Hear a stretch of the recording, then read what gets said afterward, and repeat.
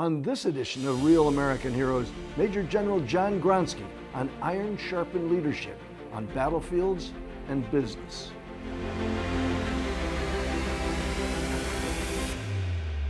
Welcome to this edition of Real American Heroes. I'm Oliver North. Our guest today, Major General John Gronski.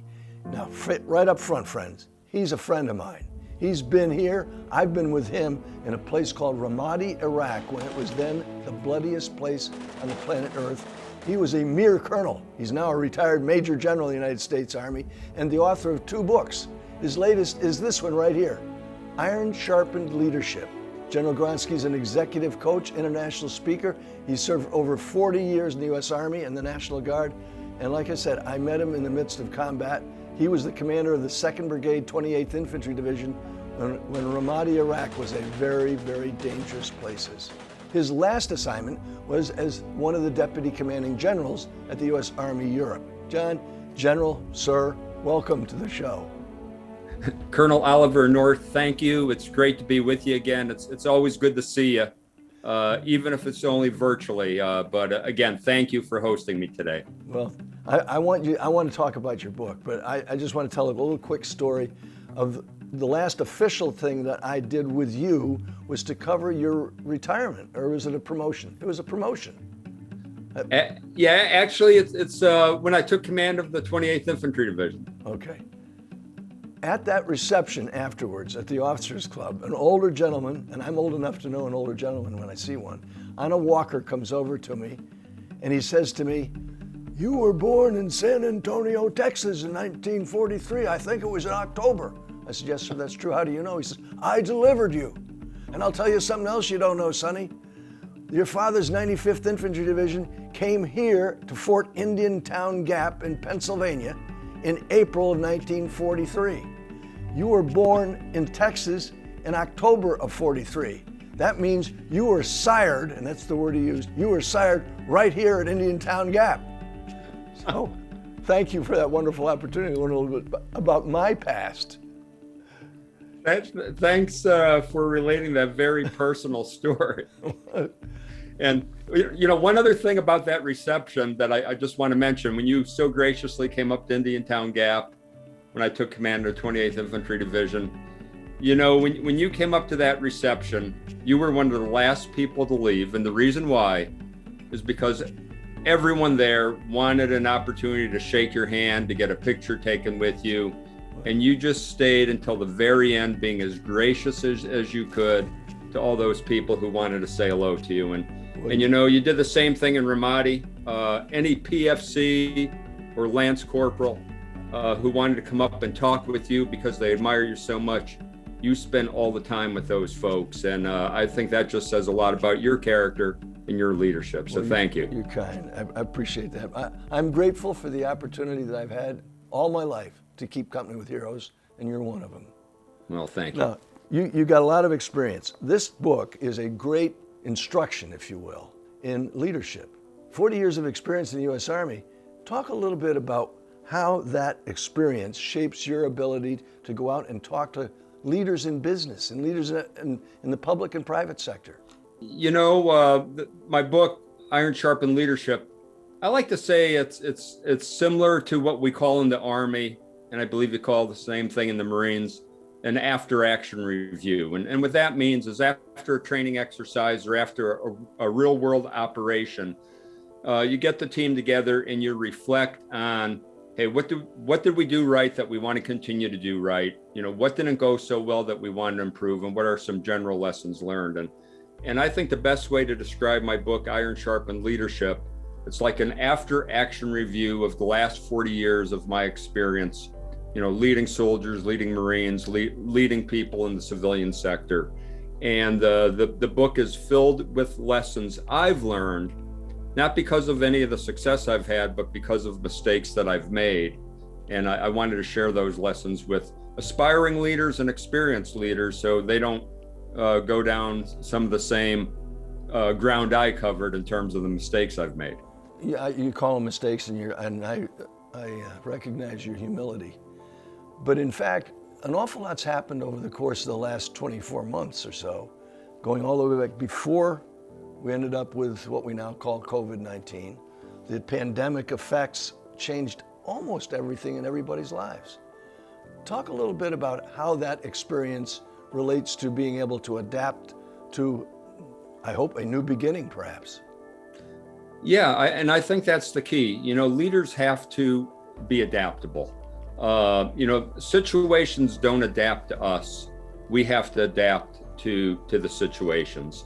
And I think we've learned a lot about being able to lead during a period of crisis, which is extremely important. And the other thing I talk about in the book quite a bit is the importance of our core values and our organizational values. And this is how values really factor into a leader being a leader. It's important that a leader understand what their core values are. And if you're going to make a personal decision, it's important that you factor those core values into your decision-making process. And for those who lead organizations, most organizations have organizational values. And I would argue that leaders and their leadership teams have to understand what their organizational values are. And when they're making a business decision or a decision that affects their organization, they absolutely have to factor their organizational values into their decision-making process. And really, I'm not sure how many companies do that as a deliberate process, but I think it's extremely important. If we learned anything during the last 24 months of really craziness that we've been involved with, I think that should be an important lesson we should learn from it. I've heard you speak about leadership before. I've watched it in action. I share this with our audience.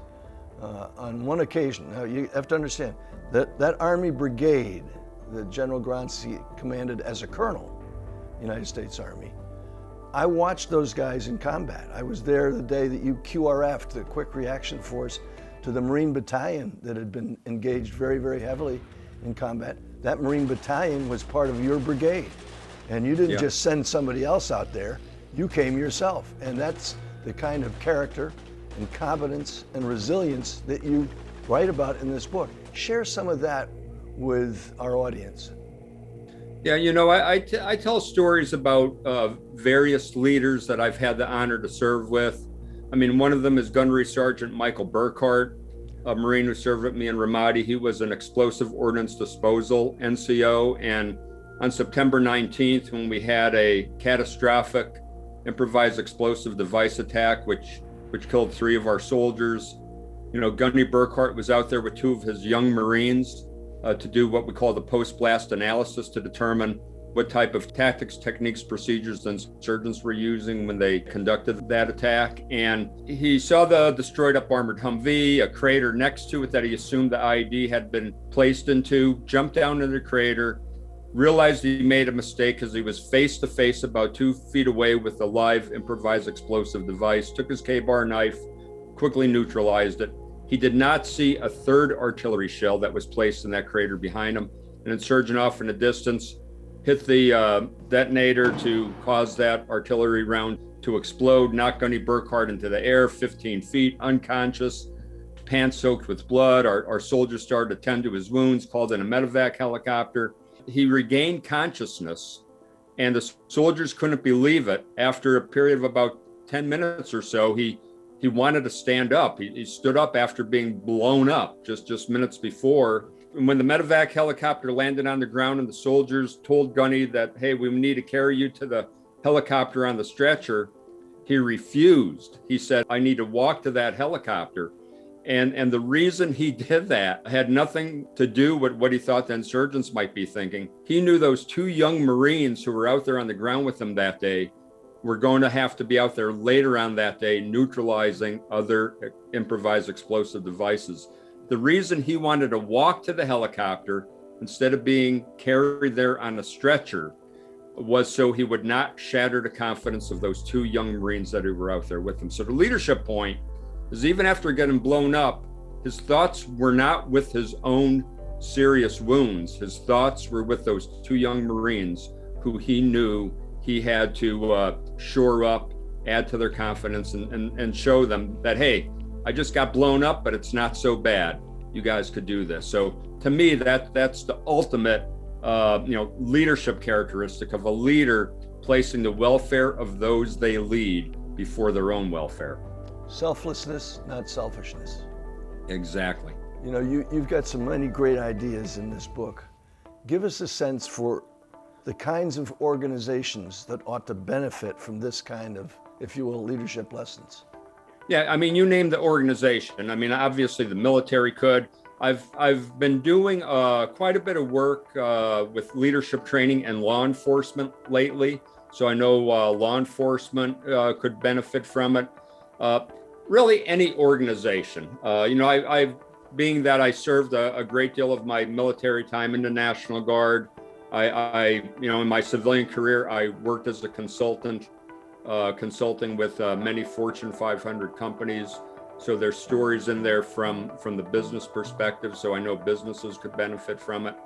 And when you get right down, to my leadership philosophy, which is based on character, competence, and resilience, those characteristics could benefit any leader in any type of organization.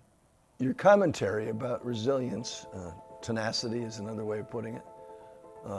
Has that changed as a consequence? Let me give you an example. Support for the Guard and Reserve is crucial because I know, for example, that in Pennsylvania, you and I have talked about this one, where so many law enforcement officers are also a member of the Guard and Reserve, that some police departments are already undermanned as a consequence of this defund the police business. Give some encouragement to, one, recruiting and retention in law enforcement, because you had many of your soldiers that were out there, and I talked to a whole bunch of them. Went on a couple of listening posts with guys that said it's sometimes more dangerous back in Pennsylvania because we're so undermanned. If you take a look back at how the Army transformed itself, post-Vietnam, you look at that era between the end of the Vietnam War and Desert Storm, the Army did a lot of things to transform itself. And one of the things they did was implement the non-commissioned officer education system, meaning leadership training for NCOs. As you would get promoted, from a specialist to become a non-commissioned officer, leadership training would go along with that because they knew you would now be leading, 5 to 6 other soldiers. And as you got promoted from a sergeant to a staff sergeant, leading 11 soldiers, more leadership training, and it just continues. The same for the officer corps. So I really think leadership training is extremely important for law enforcement, because let's face it, when you're wearing a law enforcement uniform, as my son Timothy, who's a Pennsylvania State policeman, does, you put your life on the line every day you go out there. I mean, besides the military, law enforcement is the only other profession that puts body armor on every time they go out to do their job. When you're putting your life on the line, it's essential that you have good leadership. And many law enforcement agencies are now understanding the need for leadership training and to help their folks as they get promoted up the ranks. And now they're not just in charge of themselves, but they're in charge of other people that need to get that leadership training in. So, I think it's despicable that certain people in our country do not respect and support our law enforcement officers. I mean, they need the support more than anybody because their lives are at risk every day. And I just find law enforcement officers have a very honorable job. So happy they're protecting our community. And again, if we don't get behind them and support them, many are going to leave, and many people who would love to have a law enforcement career will decide to do something differently. So it's essential that we support our police force. How important are the words, "I've got your back"? Extremely important. And that's what trust is all about. I talk a lot about character-based leadership and servant leadership. And some people say, well, can't you be a toxic leader and be successful? And I say, yeah, you could be a toxic leader and be successful, but only for a very short period of time. If you want long-term, continuous success, you've got to be a character-based servant leader who could cultivate trust in an organization. The reason trust is so important is because if you're in an organization where you cannot trust your leader, or you can't trust the teammate to your left or to your right, now you're watching your own back. You know, when you have an organization where trust is cultivated, now you feel like your teammates have your back covered, which is extremely important, because if you feel somebody has your back, now you could focus outward on the job at hand. So it's crucial that trust is cultivated within any organization if you're going to run an organization effectively. So the message is, if you're running an organization, you're in charge of an organization, private sector, public sector, and you want some good leadership counseling, there's the book for you. Give us how people can contact you, organizations, companies, corporations, or a public school system somewhere. Yeah, you know, I have a very simple email address. You know, my name is John Gronski, John. So my email is john@johngronski.com. I also have an e-commerce site where people could purchase a book from me, and I'll sign a copy of the book and send it off. And it's store@leadergrove.com. Or else you could buy my book on Amazon or from Unison Books. Any a bookseller online has my book, Iron Sharpened Leadership. God love you, brother. Thank you very much for making time to be with us today. Hey, Colonel North, thank you for everything you've done for our country over so many years, and thank you for the leadership that you still exemplify on a daily basis. I really appreciate you. I'm glad to call you a friend, and I'm an admirer, because I love keeping company with heroes, and you're one of them. Thank you. Friends, if John's story has been giving you hope and inspired you to be a better American, take time now to subscribe or comment and let me know. And until next time, remember, Semper Fidelis is more than a slogan for U.S. Marines. Always faithful is a way of life.